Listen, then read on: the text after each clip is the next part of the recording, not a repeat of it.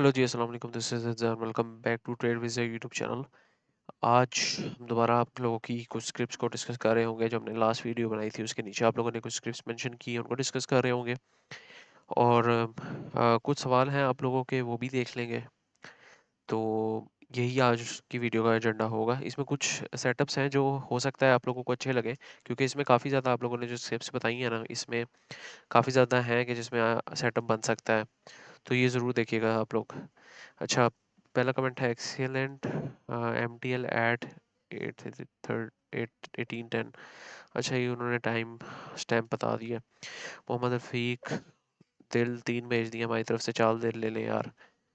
अच्छा, Samid Rashid, thank you so much sir, kindly discuss Livon pharma and Air link.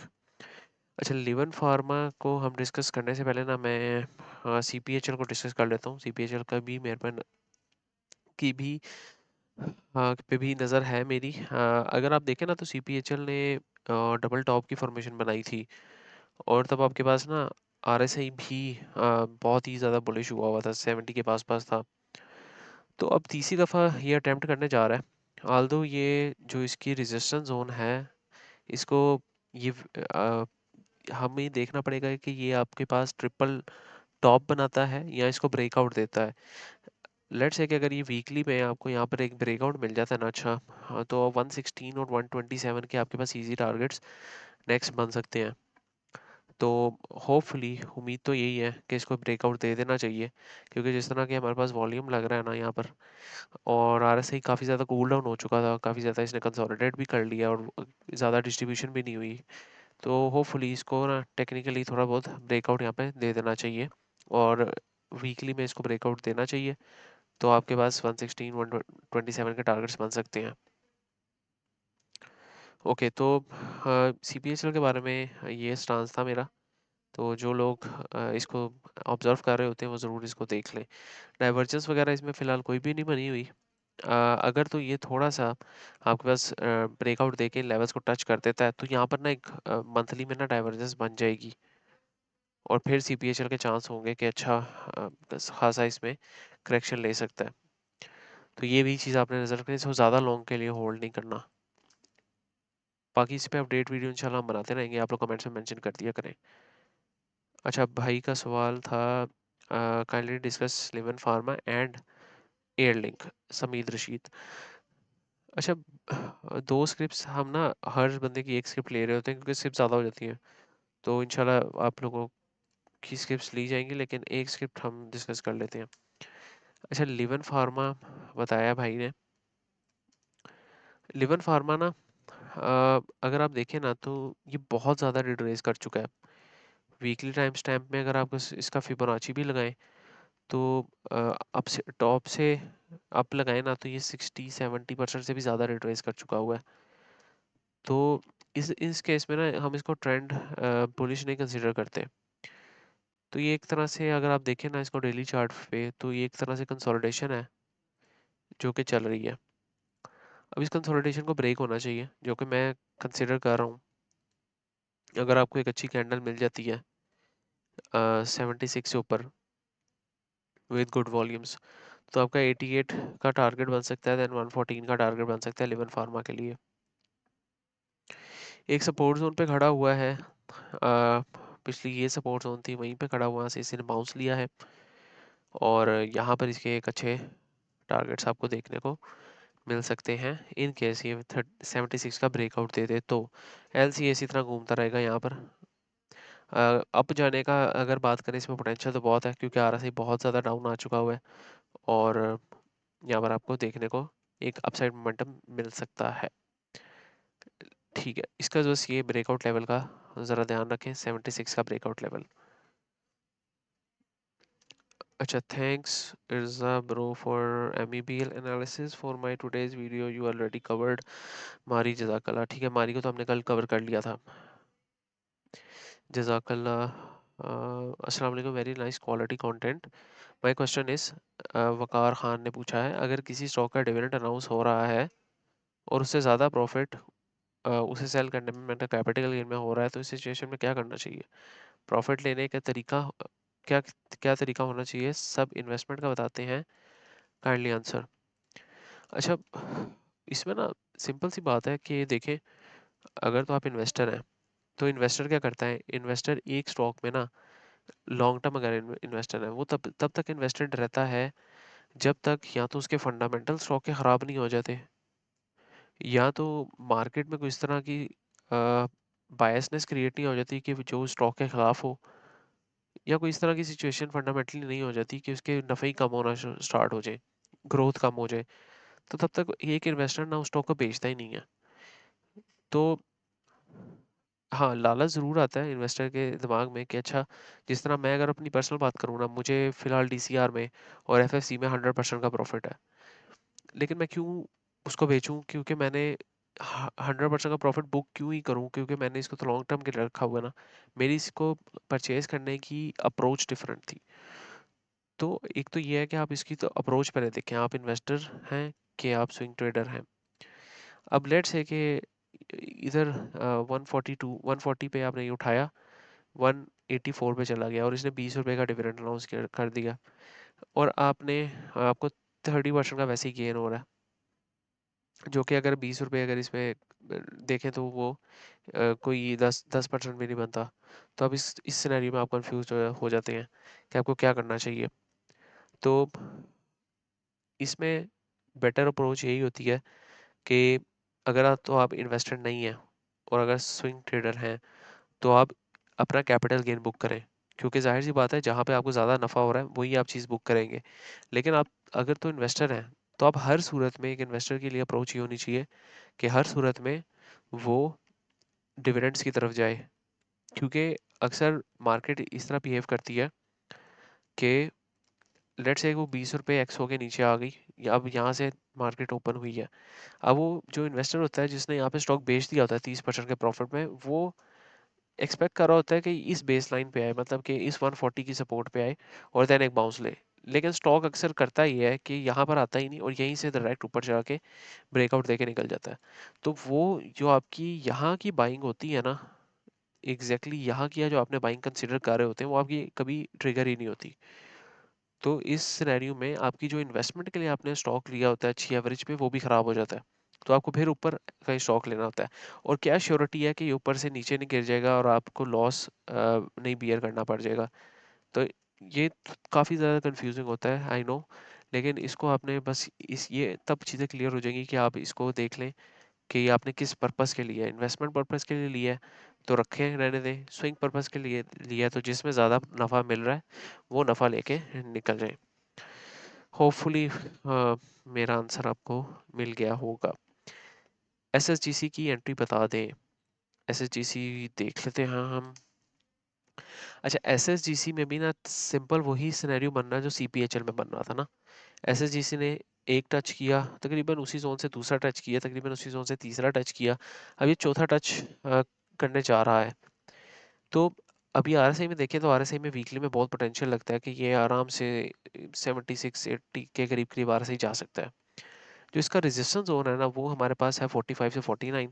अगर तो इस रेजिस्टेंस जोन के ऊपर एक अच्छी वीकली क्लोजिंग या डेली क्लोजिंग भी दे देता है और with good volumes, increasing volumes, तो आपके पास एक अच्छा टारगेट 55 और 64 का बन सकता है। मंथली टाइम फ्रेम पे अगर आप इसकी बात करते हैं तो ये कंसोलिडेशन पैटर्न को फॉलो कर रहा है, और लॉन्ग टर्म के टारगेट जो मंथली टाइम फ्रेम के मुताबिक बनते हैं वो भी इतने ही बनते हैं। तो ये भी देख लें आप लोग कि आपने इसमें क्या अप्रोच रखनी है, क्योंकि इसमें भी अभी ब्रेकआउट का वेट करना हमें ज़रूरी है। किश्वर नहीं, जज़ाकल्ला, शायद सत्तार का एसएसजीसी बता दिया हमने। Good video and thanks. जज़ाकल्ला जज़ाकल्ला। प्लीज़ डिस्कस एक्साइड, जज़ाकल्ला। अच्छा, एक्साइड को भी हम डिस्कस कर लेते हैं।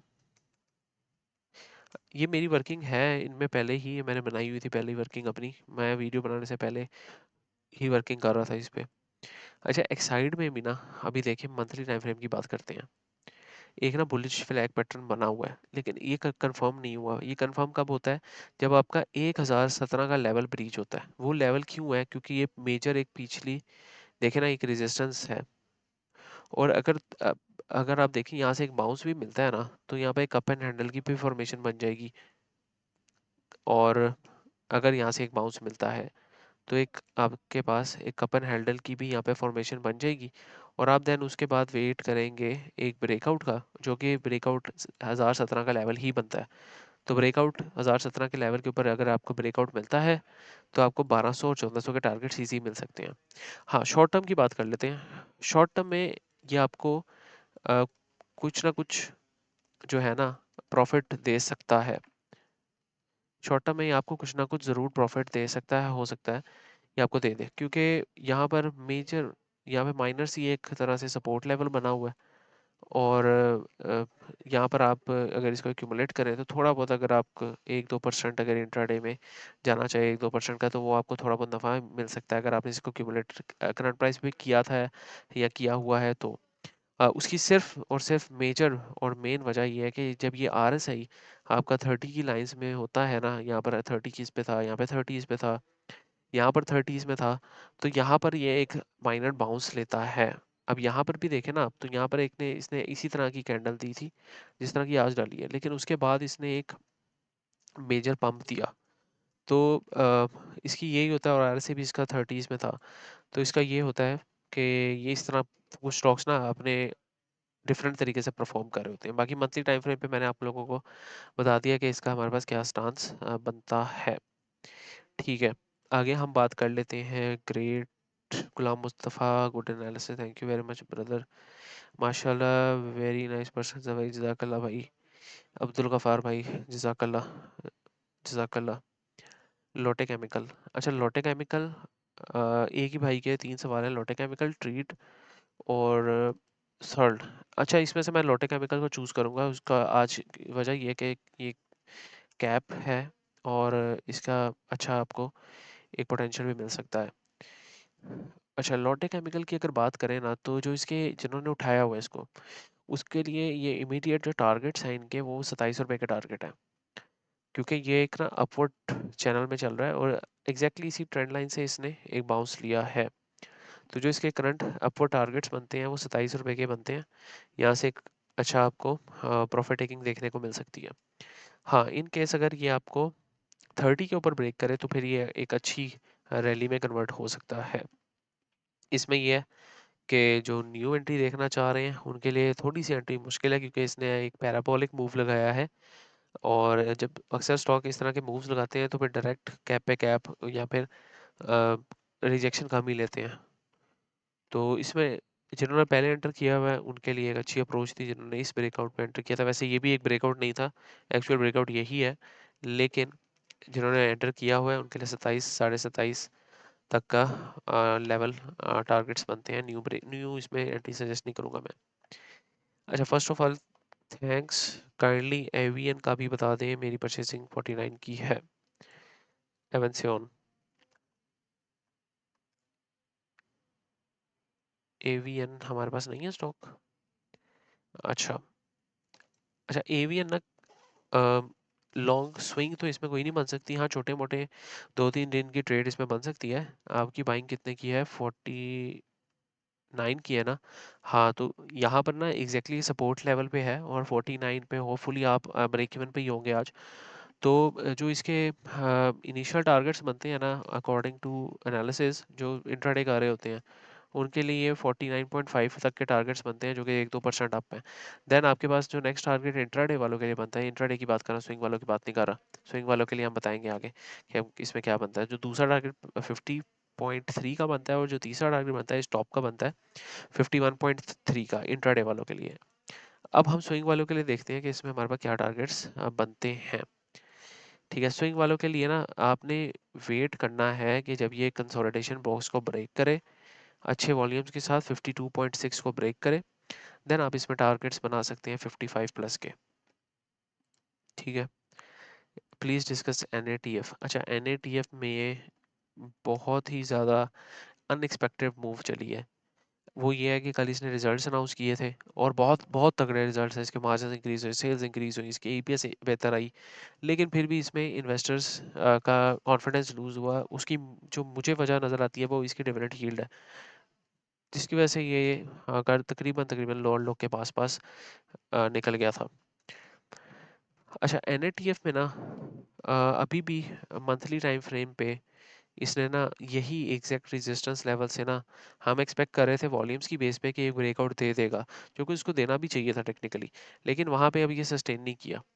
तो एनएटीएफ में जो परचेजिंग की अप्रोच होगी वो 415 के ब्रेकआउट पे होगी। और अभी जो है इसमें कोई भी फिलहाल परचेजिंग का स्टांस नहीं बनता। जिन्होंने लेट से कि 365 360 पे उठाया हुआ है, तो वो कोशिश करें या तो मिनिमल लॉस बुक करें, या हो सकता है ये माइनर सी आपको मूव दे दे 3 4 5% की, तब इसको निकाल दें, क्योंकि फिर जो है हमारे पास एक स्विंग बन जाएगी इसमें तभी जब भी ये 45 को ब्रेक 415 को ब्रेक करेगा। ट्रेंड लाइन की बात करें तो ट्रेंड लाइन का भी इसने ब्रेक डाउन दे दिया, तो ये भी एक तरह से खतरे की घंटी इसमें नज़र आती है। आरएसआई की बात करें तो आरएसआई 30 पे एटलीस्ट होना चाहिए, जो इसमें सपोर्ट जोन इसमें जहाँ से इसको सपोर्ट लेनी चाहिए। ठीक है, तो ये हमारा एनएटीएफ था। Thanks for analysis on HCL, जज़ाकल्लाह। अच्छा भाई, you are great person, thank you very much भाईजान। ट्रिपल जीएल का बता दें, ट्रिपल जीएल का भी देख लेते हैं। अच्छा, ट्रिपल जीएल में ना मैं यहाँ पे डाइवर्जेंस देख रहा था, और डाइवर्जेंस उसके बाद प्ले भी हुई थी तकरीबन ना, अगर आप देखें तो वहीं से डाइवर्जेंस इसने जब बनाई है ना, तो वहीं से इसने तकरीबन 6-7% डाउन की मूव दे दी है। अच्छा, बाय द वे इसमें अभी भी स्टांस बुलिश लग रहा है मुझे डाइवर्जेंस के होते हुए भी, लेकिन इसमें ना फिर मोहतात ज़रूरी हो जाती है जब डाइवर्जेंस आ जाती है ना। तो कोशिश करें कि इसमें 13.5 के ब्रेकआउट पे इसको बाय करें। हाँ, विक नहीं देनी चाहिए, जिस तरह ये विक है ना, ये नहीं देनी चाहिए, बॉडी क्लोज होनी चाहिए ऊपर, तो इसको बाय कर सकते हैं। और 14.5 और 15.5 तक के इसमें टारगेट्स ले सकते हैं, और ये टारगेट्स अगर अचीव हुए तो फिर आगे 17-18 के भी टारगेट्स बनते हैं इसके, वो बाद में देख लेंगे। लेकिन अभी फ़िलहाल के लिए बुलिश है। जिन्होंने पहले उठाया हुआ है उनका जो स्ट्रिक्ट जो ट्रेलिंग स्टॉप लॉस होना चाहिए वो 11 11:30 12 का होना चाहिए। अस्सलाम वालेकुम। वालेकुम अस्सलाम। काइंडली, अच्छा खिज़र हयात का था ये सवाल नहीं।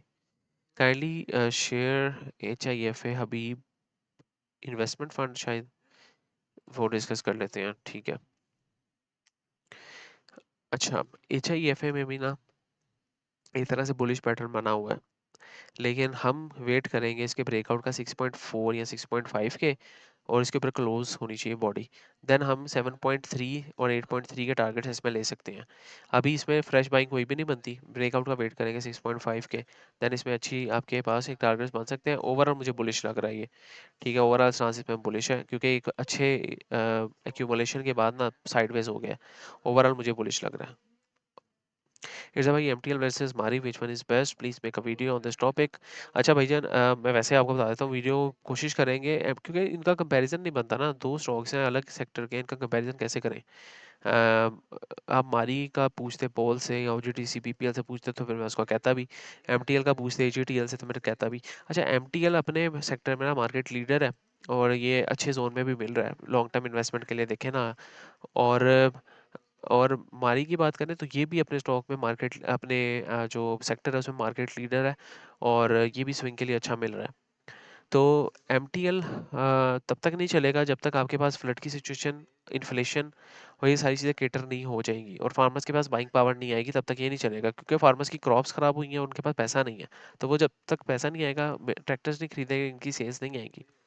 तो फॉर लॉन्ग टर्म, क्योंकि हमें पता है कि पाकिस्तान जो है एग्रीकल्चरल कंट्री है, और इसके बगैर ये बैकबोन है पाकिस्तान की, तो तकरीबन 30% GDP का एग्रीकल्चर कंट्रीब्यूट करता है। तो ये लॉन्ग टर्म के लिए चीज़ डिले नहीं हो सकती। तो वैल्यू बाइंग के लिए अगर हम MTL को देखें तो ये अच्छी एक स्क्रिप्ट बन सकती है अभी भी।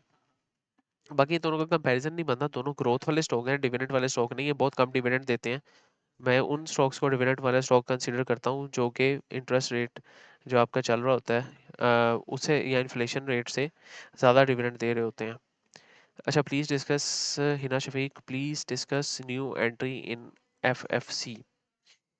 FFC में न्यू एंट्री, अच्छा सेम अगेन मेरा वही स्टांस है फंडामेंटली कि इसमें क्यों हम एंट्री ले रहे हैं FFC में, जबकि हमें पता है कि इसके नफ़े कम हो सकते हैं। फर्टिलाइज़र की ऑफटेक चल रही है, किसानों के पास पैसा नहीं है, वो फर्टिलाइज़र नहीं लेंगे, आपकी क्रॉप्स ख़राब हुई हुई हैं, तो इसमें क्यों मतलब फंडामेंटली क्यों हम एंट्री लेंगे, ये हमारे पास सोचने वाली बात है एक। अच्छा, इसमें by the way bearish divergence भी बनी हुई है और वो मंथली टाइम फ्रेम पे बनी हुई है। बहुत खतरे की बात होती है जब मंथली टाइम फ्रेम पे बियरिश डाइवर्जेंस बन जाती है। तो ये आप लोगों को देखना है। ठीक है, ये लाजमी है देखने वाली बात। बाकी जोन्स मैं बता देता हूँ ज़रूर। अच्छा, ये भी यहाँ पर भी बुलिश फ्लैग पैटर्न बना हुआ है। ब्रेकआउट का वेट करेंगे और क्लोजिंग का वेट करेंगे 475 के ऊपर।